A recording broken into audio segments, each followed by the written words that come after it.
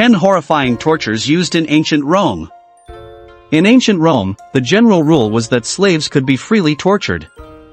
In fact, it was highly recommended that any free man accused of a crime would have his slaves tortured in his place, often to the death, so that a verdict could be reached. That didn't stop Rome's elite from torturing the free men and women of their country, though.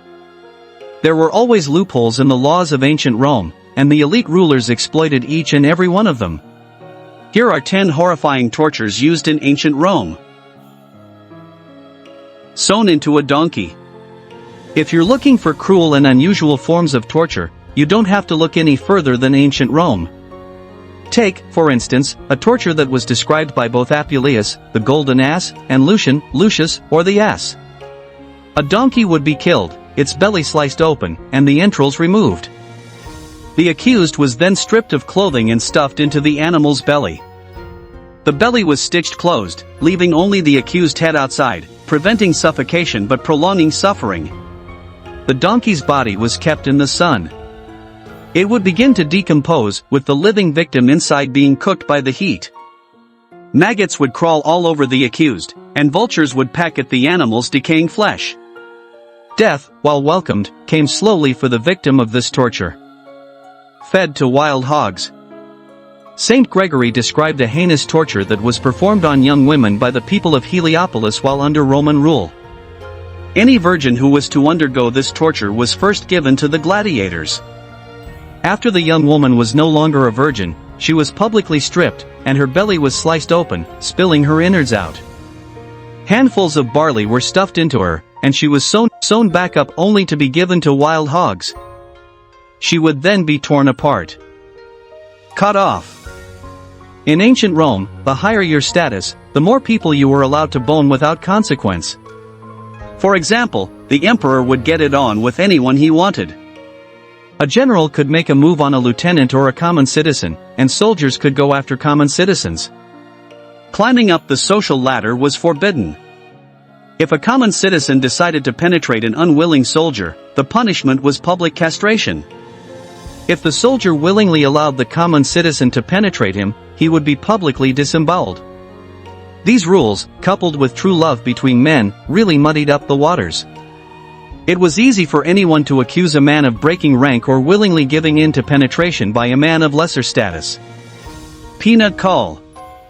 The Romans also ushered in the use of the pena cullii, meaning penalty of the sack. The criminal was sewn up in a basic leather sack and drowned, with death being the ultimate goal. The general consensus is pena cullii first appeared in Titus Livy's History of Rome. In it, Livy describes how Marcus Publicius Malleolus was sewn into a sack and thrown out to sea in 101 BC for killing his mother. Livy's version of events appears tame compared to later versions of the punishment, which included the use of live animals. According to Emperor Justinian's laws from AD 530, this is not execution by the sword or by fire, or any ordinary form of punishment, but the criminal is sewn up in a sack with a dog, a cock, a viper, and an ape, and in this dismal prison is thrown into the sea or a river. Luckily, the ancient Romans reserved this rarely given punishment for parricide, killing a parent or other close relative. Tortured senator. Emperor Caligula was just as cruel as old Tiberius.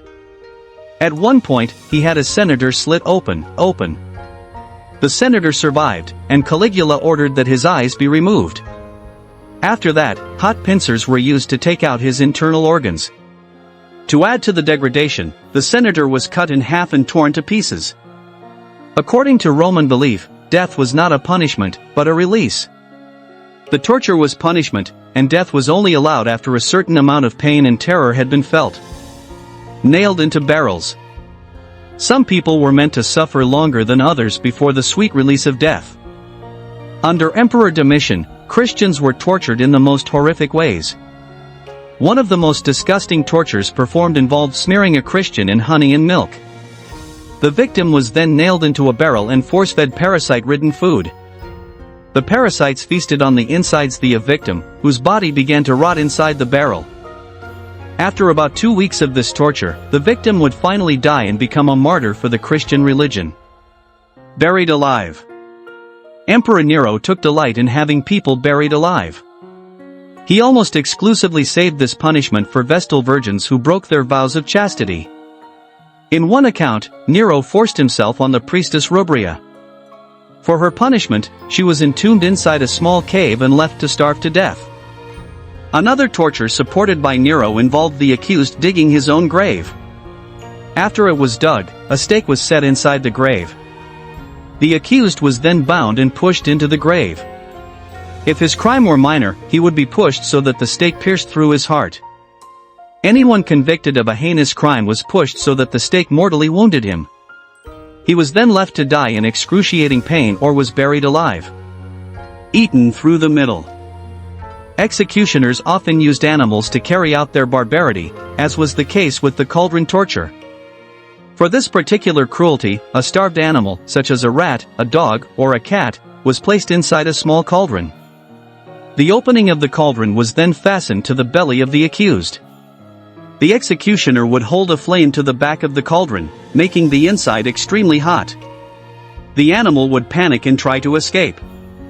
The only soft ground for it to dig its way out was through the belly of the accused. Bee basket. One bizarre form of torture involved stripping a person down and stuffing him into a large, loosely woven basket. The basket was then hoisted up into a tree containing a large, active beehive. The bees were quickly angered, and the person inside the basket was then stung to death. The accused was meant to suffer in agony for as long as possible. However, there were cases where the victim of this torture died relatively quickly due to being allergic to bee stings. Crucifixion. Ancient Romans loved a good crucifixion.